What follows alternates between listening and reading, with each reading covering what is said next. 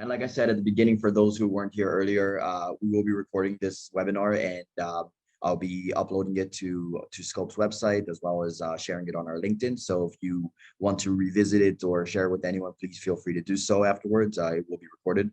And also the presentation, if you want to have it, you can reach out to me directly, and I'll be happy to share it with you. So with that out of the way, just want to welcome everyone. I know some other people are still joining us. That's fine. In the beginning, I'll just give an introduction to the topic, myself, company, of course, and then we'll get into the actual meat of the presentation, the substance of the webinar, if you will. So, of course, today we're going to be talking about European AML regulations, focusing on some recent developments, namely that took place in 2021 and what we expect over the coming years, and obviously with a focus on 2022, and discussing the trends that led to the regulations that we're seeing today. So, before I do that, of course, I want to introduce myself just briefly. So, for those who aren't familiar with me, those who have not met me yet, just to get an understanding of the person behind the face and the voice, so to speak. So my name is Lev Yuriditsky. I'm the head of intelligence at Sqope SA, and I'll introduce Sqope as well. On a personal level, I was born in Russia when it was still the Soviet Union, in Leningrad when it was still Leningrad, now St. Petersburg. The American accent comes from the fact that I left as just a baby. I grew up in the US, spent most of my years there, elementary school, high school, middle school, university, and then I moved to Israel just about 10 years ago. I came here to pursue a master's degree in Middle Eastern Studies, which eventually led me to a career in intelligence. I spent my first 4 years I spent the first 6 years between academia as well as in geopolitical risk consulting, mainly on conflict monitoring, tracking armed violent groups, as well as political instability, and also profiling terrorists and other sorts of violent actors. Afterwards, I joined the United Nations for some field experience, and I worked as a civil military coordinator, essentially negotiating between the Israeli authorities and humanitarian organizations operating in this region. And then I joined Sqope just about 2 years ago, actually in about just under a month. It will be exactly 2 years. So you can wish me a happy anniversary sometime soon. And I joined here because I was very familiar with this company. It's one that I've been following in Israel for a long time, and I want to be part of it. So I finally had my opportunity, and I left the UN for that. So with that aside, I'll introduce Sqope and tell you a bit about what we do, which is also why we're speaking about the topic we're talking about today, for those who aren't familiar with us. So Sqope is an enhanced due diligence company. We have offices in various places. I am based in Tel Aviv in Israel. Like I said, I moved here 10 years ago, but we're initially found in Luxembourg. We also have offices in Switzerland, in Luxembourg, the UK, and then we'll have another one in the US shortly. We provide KYC. We provide enhanced diligence reports covering KYC, AML, countering financing of terrorism, ESG, reputational assessments, on various levels. We have different types of reports that cover these subjects, different custom reports that we offer. We cover mostly, oh, sorry, there's someone asking a question, just a moment. Alrighty, no particular question. So sorry about that. And we cover this mostly on individuals, but we also provide reports on companies, on countries, on other sorts of entities. And we largely provide our services to financial institutions in Europe, but not only. We have clients in over 20 jurisdictions, and they're not all based in Europe. And while most of our clients are financial institutions, not all of them are. We also provide our services for other types of companies. And we have over 250 clients that we've been working with over the past decade that we've been in existence. In that time, we've covered individuals and entities from over 100 countries worldwide. I know in my short time with the company, just 2 years, we've done over that figure already. So we cover almost every relevant country in the world, and we have the capability to do so based on our human capital. We are not a tech company in any real way. We do have technological support. We do have some systems that we developed in-house, some other systems that we purchased, some softwares as a service that support us in doing our work. But we really depend on our team of analysts. They're spread throughout the world. in different strategic areas. There's over 20 important languages spoken amongst them, including, of course, Arabic, Chinese, French, Japanese, Spanish, basically every language that we need for covering our work. And we also have a network of over 80 private investigators and other sorts of ground contacts that support us in obtaining information. So we really are a company that provides a service that's created by humans who conduct real in-depth research. And over the 10 years of the work that we've done, we've done over 5,000 investigations globally. And of course, entirely confidential and in full compliance with GDPR. We are a Luxembourgish company, so this is very important for us. And since most of our clients are in Europe, this is also very important to them. So it's something that it is important to emphasize. So that's a bit about me and a bit more about Sqope. Without further ado, I want to get into the subject of the presentation. And I should say at the beginning that if you have any questions, I prefer that you do keep it to the end. I don't mind if you have a question that you feel like you need to ask in order to be able to follow along with the presentation and to understand my points. It will make it hard to continue listening if you don't have an answer. Then please feel free to write in the chat. I'll see it and I will pause to answer. Otherwise, I'm happy to answer. I've left time at the end to answer any questions that you may have, and I'll do my best to answer them. So the majority of the presentation, what we're really going to focus on is what I would like to call EU AML. So it's the European Union's anti-money laundering authority. It does not exist as of yet, but it was something that was proposed last year by the European Commission. In later of 2021, they presented a package of legislative proposals to strengthen EU's AML and CFT rules. And the major part of that, if you ask me, when reviewing the package overall, the major part of it, the most important part of it, was the idea of creating an AMLA, the Anti-Money Laundering Authority, which of course should not be confused with the US's AMLA that was suggested in 2020. So we're going to go over that, its objectives. We're going to go over the authority that it has, as well as some other key details. And so that'll be the majority of the presentation. Will focus on that. We'll also talk about the recent trends, essentially why we came to this point, why we came to the point where the European Commission decided that they need to present this package, and why the AMLA was even proposed in the first place. So we'll go into what are the trends and the why. We'll talk about the challenges in implementing AMLA, and lastly, we'll talk about we'll discuss what to expect in 2022. So basically, I want to get into AMLA as a whole. So what is its purpose?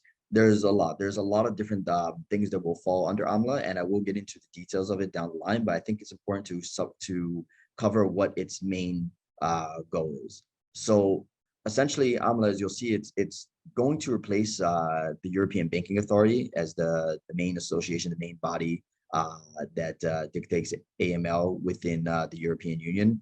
But the reason, and we'll talk about again during the trend section of why it came to be, but the main purpose is to enhance coordination, enhance harmonization within the EU when it comes to AML and CFT. Essentially, making sure that all the countries are aligned, that no country has weaker applications of rules, no country has different types of applications of the rules or any kinds of directives, and that the European Union approaches AML and CFT as a body, and that there are no weaker jurisdictions or stronger jurisdictions.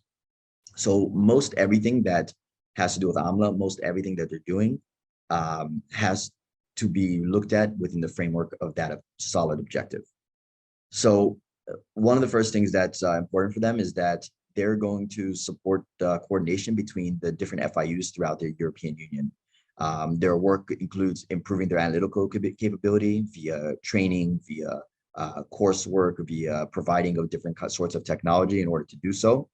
And they also want to improve the information sharing between the FIUs in order to support joint analysis.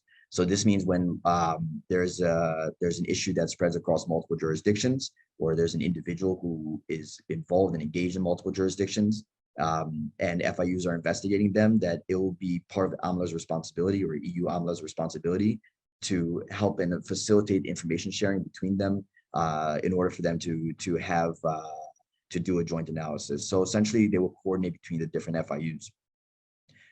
They'll also, in addition to, and I will get into the rule book later, they're going to provide rules for the EU.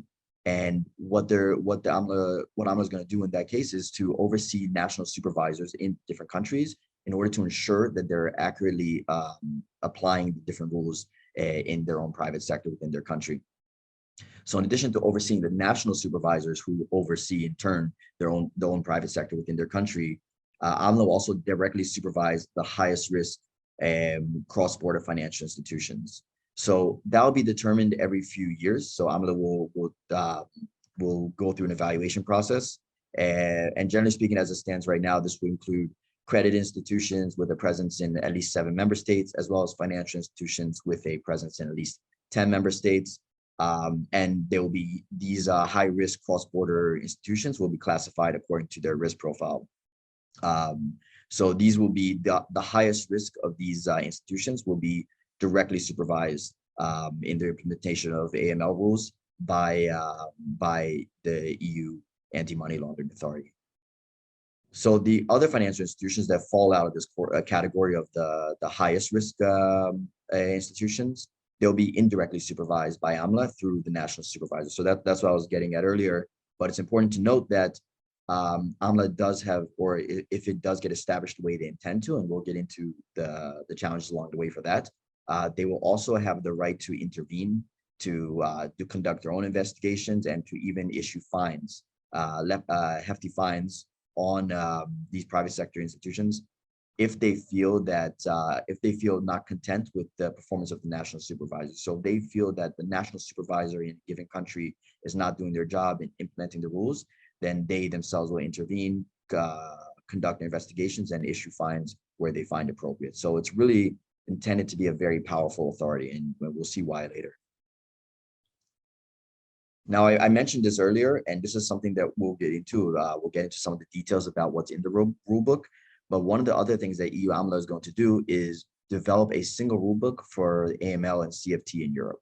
And the reason for this, or the main reason for this, is essentially what I mentioned earlier about the lack of harmony, the lack of a concrete way to implement regulations. So essentially, the observation has been that the existing EU and EU's AML CFT frameworks, they were being implemented differently. Because they have to be transposed into law into each member state. And there wasn't any concrete way that they were doing it. Different member states had different interpretations or legal interpretations of the regulations, of the directives, of the different terminologies within the previous framework. So the idea now is to remove all doubt and to create one single framework, one single rule book, and that does not need to be transposed into each member state's laws. And the rulebook is designed to be exceptionally granular, and it's also going to be supplemented by technical standards. So all the questions and all the discrepancies that happen from country to country, they're intended to be removed by actually having very concrete definition. What does this mean? What does that mean? So there's no questions asked. And I will give some examples in a moment.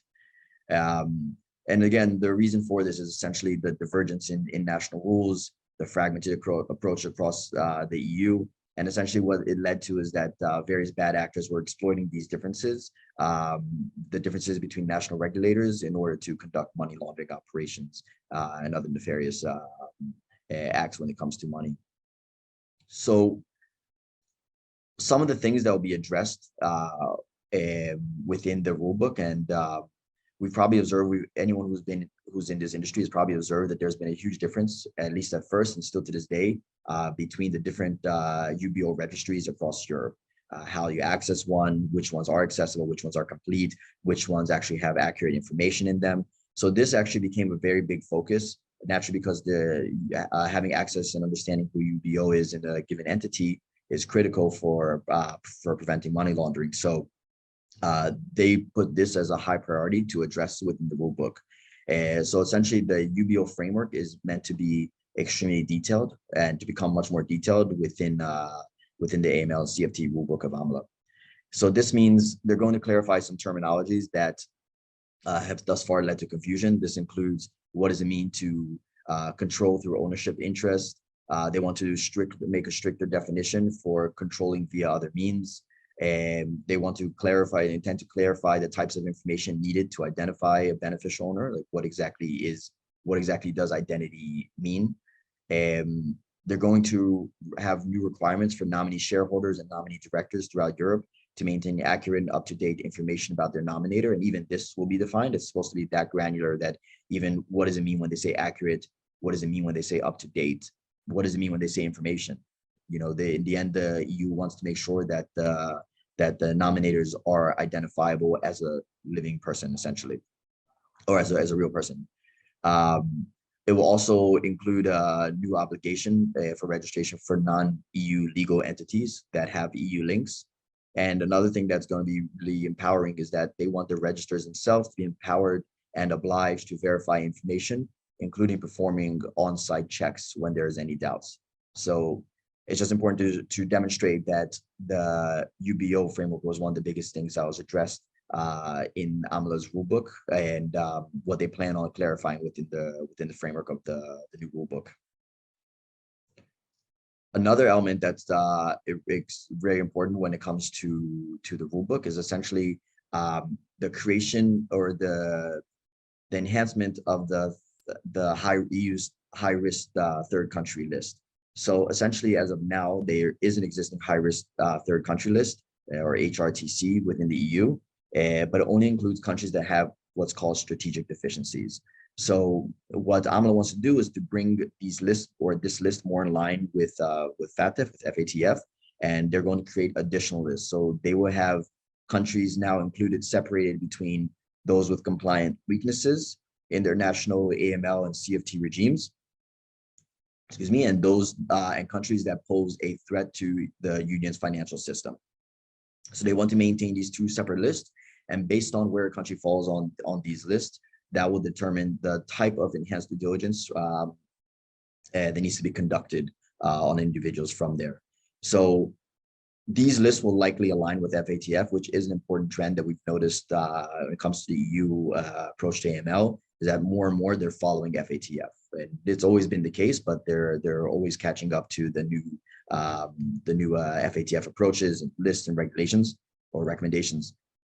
But what's interesting from this is that it will likely expand the list of countries that will require essentially automatic enhanced due diligence. Essentially, when someone is from this country, when you have a level of risk, when you have a greater scope of individuals that carry a high risk with them, there will be a requirement to conduct enhanced due diligence, and then a standard check will not suffice.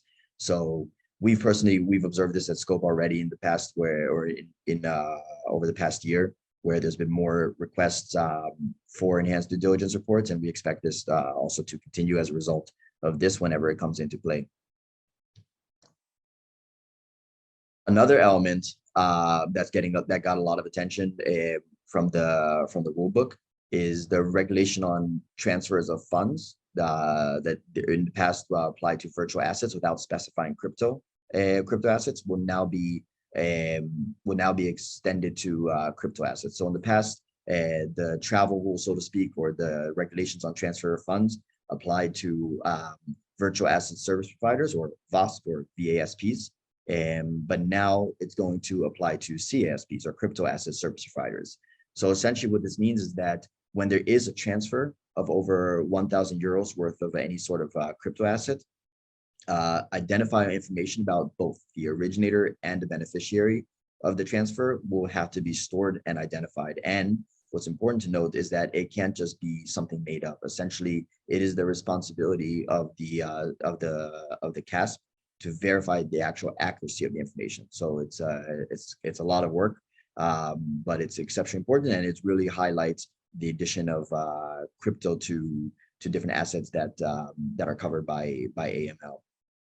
So again, the overall rule is not so different than what it covered for virtual asset service providers, but the fact that it's covering crypto now is a big change, and one that goes along with observations we've already made. And of course, one of the reasons for this is essentially in 2021, there was a statistic that criminals laundered 86 billion US dollars of cryptocurrency, which is 30% increase from 2020.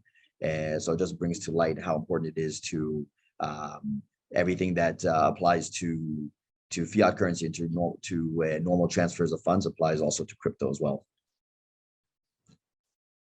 So now that we've shared all that, I want to talk about what exactly is happening. And I've alluded to most of these points earlier, but I think it's important to summarize it because it's an important observation for any compliance professionals.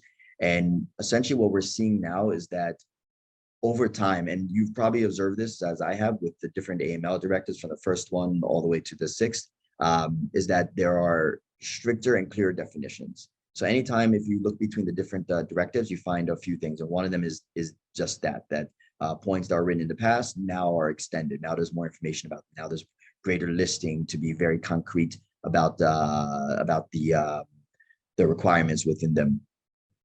Another issue is another trend is just the overall harmonization within the EU. This is something that the EU has worked towards for a long time in the past. So let me just see, I have a question.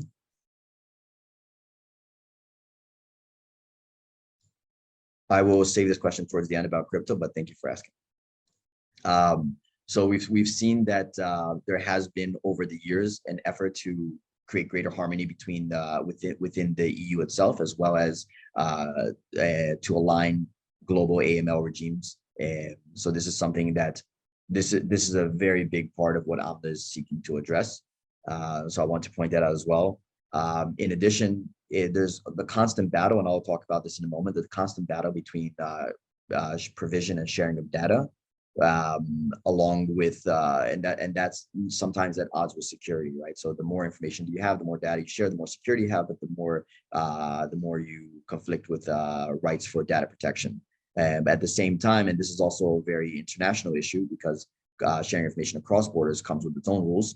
So there's a constant effort in this sort of ongoing dilemma to increase international cooperation, but do so in a way that still protects individuals' rights to data protection. So, but in the end, the increased cooperation, increased international cooperation has become more and more important as more countries realize that criminals and other nefarious actors do exploit weaknesses in different jurisdictions, which does affect others outside of that jurisdiction just the same. So they do want to cooperate with each other, and strengthening the neighbors is very important.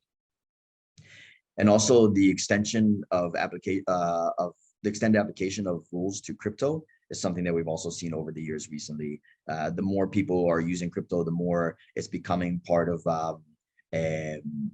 I guess you would say normal currency. You can purchase things with crypto. It's not just a meme, so to speak, and it's not just an investment vehicle anymore. For a lot of people, this is actually becoming an asset.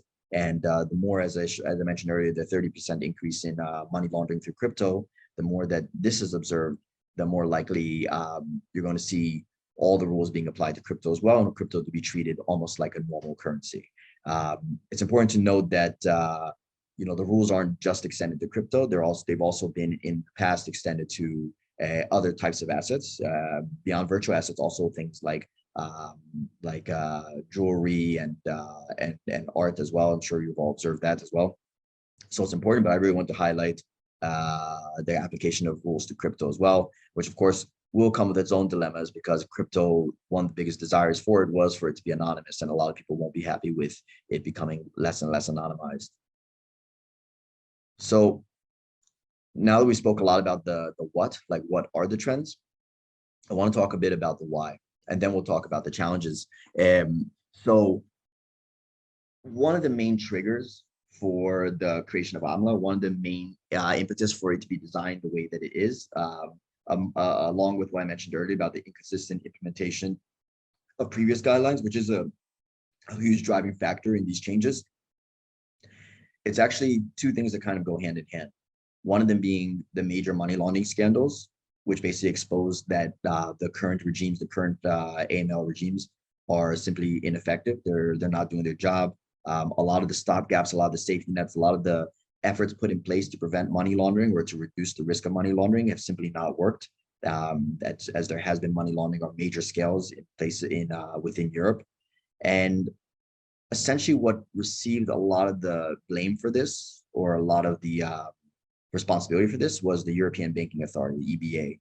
And effectively, they were seen as toothless. A few things that they were seen as criticisms for EBA is they were seen as toothless, that they don't actually have power to do any repercussions, or to issue any to basically disincentivize people from money laundering. So they were powerless to do anything. There's also a huge lack of resources. The amount of personnel within EBA, I forgot the exact number, but it was really, really low, and very clear why they'd be toothless with the size of personnel that they had. And there was a lot of questions about their independence. There's actually a probe not long ago by the European Union's audit watchdog that found that countries had actually lobbied the EBA board members to influence their investigation into Denmark's and Estonia's handling of the Danske Bank scandal. So it's viewed as at risk for corruption and influence, and just its independence is challenged, which I should have mentioned earlier, but AMLA is meant to be a very independent organization. So another reason, again, about, and I have to emphasize this a lot, is the reason behind these trends is the greater need for information sharing. Again, in order for EU to be effective in protecting the EU against money laundering, they need to share information between countries. They need to share know-how. They need to share information about bank accounts and different transactions, or else, simply put, having strong rules in one country and effective regime in one country won't help it, as criminals do what we call jurisdiction shopping, and that's a very important part of money laundering. So this is the greater need for information sharing was a big impetus for the creation of AMLA. And again, the growth of crypto, but it's not just the growth of crypto, as I mentioned earlier, it's also the associated technology. So nowadays, if you look up crypto AML, or conducting due diligence on crypto, it's a lot easier than it used to be in the past. At first, crypto was seen as a very anonymized asset that was impossible to trace, but now, of course, technology caught up to it. So it's not just that crypto itself has grown, it's just also that the ability to trace crypto has grown. So I think with that, it makes it a lot easier to treat it as a normal currency, as a normal asset, that we have access to evaluate it, to observe transactions associated with a particular crypto wallet.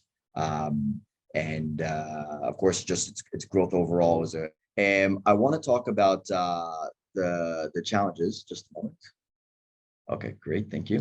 So I want to talk about some of the challenges in the AML package and with AMLA in general.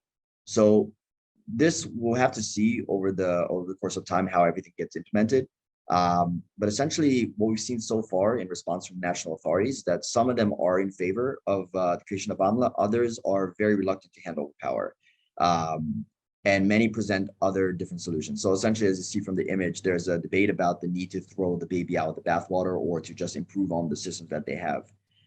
So there's many reasons for that. So first off, a lot of national authorities simply don't want to hand over this level of power to a EU body. Others have similarly, others have significant concerns about the data protection and the lack thereof within such a body. And in general, there's an extreme cost that comes up with setting up this new body. And a lot of people, a lot of critics of AMLA are, again, they're concerned with throwing out the baby with the bathwater, and they believe that bolstering EBA is actually the right approach. And I personally can understand it. I don't have a strong opinion myself about it, but I do understand that instead of creating a new body, you can bolster EBA, you can make them a bit more powerful. It's a lot more cost effective. And one thing that is very important to know with EBA is that it can, changes with EBA can be implemented effectively, not effectively immediately. So whereas for AMLA, it will take some time. AMLA will not come into power immediately. There's a lengthy timeline before it actually becomes effective. Meanwhile, EBA already exists. It's already very familiar with different regulations and implementing them. You simply can bolster them. You don't have to toss them out completely and create a whole different authority. And again, it's extremely cost effective. Sorry, it's extremely costly, and it also is very time consuming. So concrete results will come a lot quicker if you just bolster EBA, and that is one of the main arguments in when it comes to opposition to AMLA. So with that in mind, just want to give some of our what we expect to see over the coming years, but especially in 2022, because some of the situation with AMLA is supposed to be already in place by 2023. Again, it'll be fully operational by 2026, but it will be going in stages. So by 2023, it should already be established. In 2024, 25, and 26, it will develop more and more authority and be operating in more across the European Union. So it's a bit of a lengthy process, but because by 2023, the decisions already have to be made about what exactly it will entail, what exactly its powers will be. I believe over the next months, over the course of 2022, especially, we will see the details hammered out more. We'll get to have better information about what to expect. The rule book will be more refined, and we'll understand exactly what the expectations are for the private sector and for FIUs and other national supervisors. And a lot of the challenges that I mentioned earlier in the previous slide will also be resolved. But there will be lengthy and ongoing debates to dispute what exactly its power should be and whether it should come to be in the first place. In addition to that, as a result of the demand for greater information and greater application of AML regulations for crypto, we will see the necessary technology develop, and we'll see the necessary approach from enhanced due diligence companies to include crypto as part of their services. But essentially, I've been observing it myself that technology, not as part of crypto, but technology surrounding gaining information about crypto has been developing very fast, and it's been a really growing industry. So we expect that to really boom throughout the course of the year. And lastly, there will be increasing requirements for EDD. And I mentioned this earlier, but we don't have to wait for AMLA to come into power. I'm pretty certain that and again, this has been our own observations at Sqope from our clients, that more and more individuals will be marked as high risk and requiring enhanced due diligence. Again, it's an observation we can see and we've observed and can mark out in data, but with the greater alignment between the EU and FATF, we expect this to come into play a lot more. So these are our observations, and these are what we expect. I hope this is all informative to everyone. I hope it was enlightening about the recent trends. And like I said earlier, I'm happy to answer any questions that you guys may have. I already know we have at least one. I hope I can answer it. What type of crypto assets will be covered, both cryptocurrencies and tokens? It's a very good question. It's something I'll have to check myself. When I was reading about it, they didn't make a distinction between cryptocurrencies and tokens. So it's something I have to, I'm not myself a crypto specialist, but I will look into this answer for you. It's anonymous attendee, so if you want to write me privately, I'm happy to get back to you via email. But again, I guess anything, and this is part of the idea. This is a very good illustration of exactly the kind of things that that the rulebook has to define better, like what exactly is covered. As far as I know, anything that is transferred above 1,000 euros, this is covered. But there are a lot of questions also on privately hosted wallets that still need to be refined, and I saw there was a lot of discussion about that. So again, I'm happy to get back to you. I see it's an anonymous attendee, so if you want, you can write me privately, and I'll make sure to get back to you via email or phone call.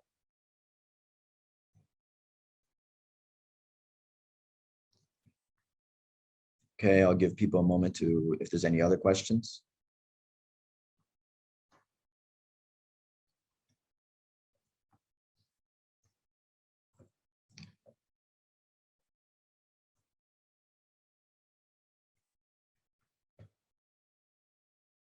So there's a question about the timeline for the proposal. I mentioned earlier, but I have it written down here actually, the more precise timeline. So the expectation is that by beginning of 2023, the authority will be established. So AMLA will be established. In 2024, it will start most of its activities. By 2025, the full rulebook will come into effect. And by 2026, the full staffing and beginning of supervisions will begin.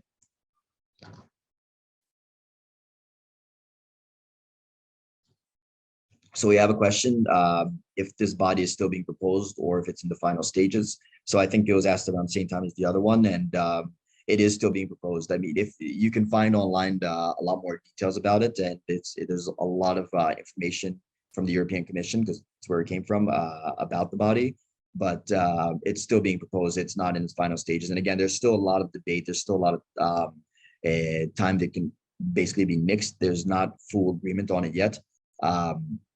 But it's supposed to be established in 2023 and then start working on becoming actually active. And it's supposed to be a really major body. I believe it's supposed to be hosted in Frankfurt as well. But it's large and very heavily staffed. And as you can tell from the presentation, will have a lot of power. So it's not in its final stages yet. But thank you for asking.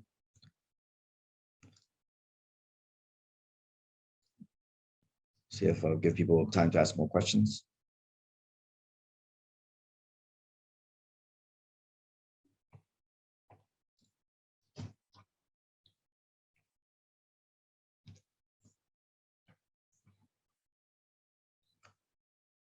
So I have a question about what I think will come in the end. Personally, it's very hard. I'll be cautious to answer this question. It's very hard to actually know. Again, there was a lot of debate on it, and some people actually believe that the timeline itself is rather ambitious. Not only, but part of the reason being because of most countries dedicating more resources to deal with the COVID pandemic and not really having the time to invest even in the discussion about AMLA at this time. That said, it does appear to be a priority. There's still a lot of discussion about it. There's still a lot of debate about it. So there is a question about what will happen with it in the end. I haven't heard this sort of proposal yet, but I do wonder if EDA will remain in power and just be bolstered. I do personally understand the arguments in favor of that. But I can also see there being some sort of middle ground combination once people go through the actual proposals and go through the authorities of AMLA and understand what is acceptable, what is not. Once the debate and the dust settles, I could understand there being some sort of different approach altogether. But again, from the looks of it, it seems like it does seem like it's going full systems ahead. And if not, on the bright side, I think that a lot of the proposals that they've put forth and a lot of the intentions that they have are ones, and this is why we talked about trends, they're ones that are part of overall trends in general. So I do think that the objective of AMLA will be addressed, and it will come to fruition. We will see improvements in the things they're looking to improve upon. And how that happens and in which form is a different question, of course.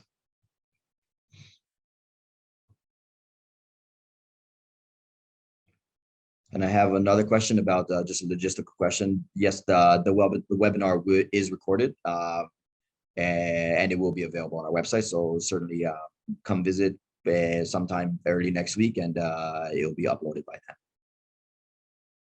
And again, if you want to have the actual slides, just reach out to me directly via email, and I'll be happy to respond.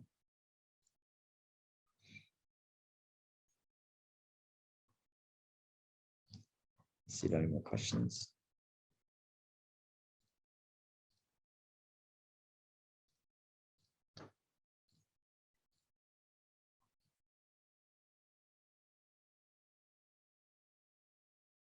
And I was asked, what do I think are the most relevant changes to expect in the near term? Again, I believe given the timeline and given the not overly ambitious, but given the certainly ambitious objectives of the EU of the AML package, I think in the near term we won't see a wealth of changes. But I do think that, again, regardless of what happens with AMLA, I think that the message they sent and that the sort of objectives that they set forth are the ones that are going to be addressed. And again, I don't believe it will happen near term, because that's, you know, as we all know, that's definitely not how regulations or legislation works. But I do think that there will be more concrete details about rules rather than simply directives. And I do believe that there will be greater sharing of information across border. I think those are probably the two main. Of course, crypto assets will also be fall under the rules more tightly, but I think the main two things will be increased clarity on different definitions.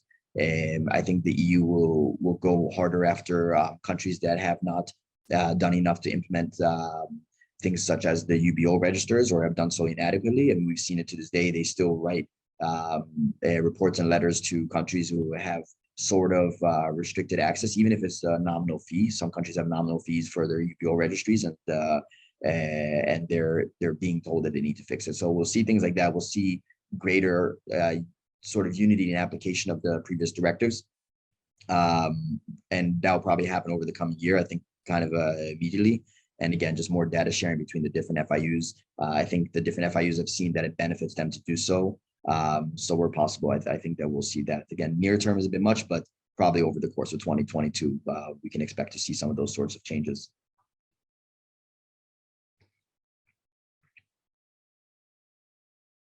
So I'll give everyone just a moment to ask any more questions if there are any. Again, you can reach out to me via email or on LinkedIn.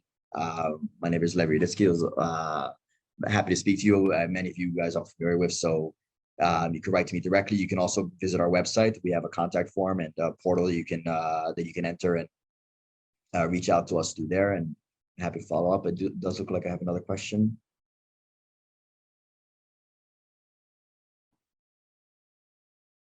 So I have one last question. How will this impact non-EU jurisdictions? Will it be applied to all financial institutions with EU interests, also when registered in other jurisdictions such as Switzerland?